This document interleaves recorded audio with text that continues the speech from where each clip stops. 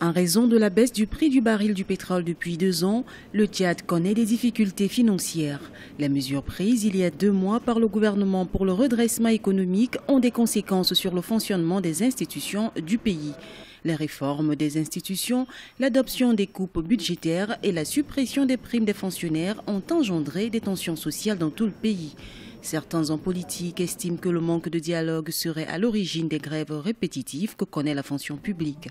Les 16 mesures prises par le gouvernement n'ont pas été des mesures réfléchies. Quand je dis ça, parce que normalement, quand on devrait prendre des mesures qui devraient englober toute la nation, on devrait au moins consulter la base. La base, nous, en tant qu'élus du peuple, normalement, on devrait être consultés dans ce sens. Et même les syndicats, tous les syndicats qui sont concernés, devraient être consultés pour qu'il y ait au moins des réflexions communes pour jeter les bases. Mais quand le gouvernement décide comme ça et jette des mesures, je crois que ça pose problème. Et maintenant, le pays est en tension.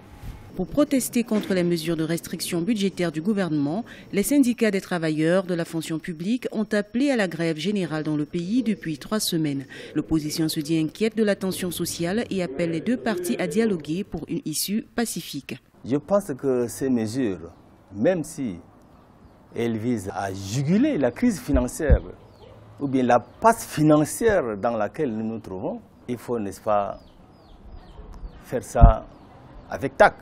Il faut dialoguer.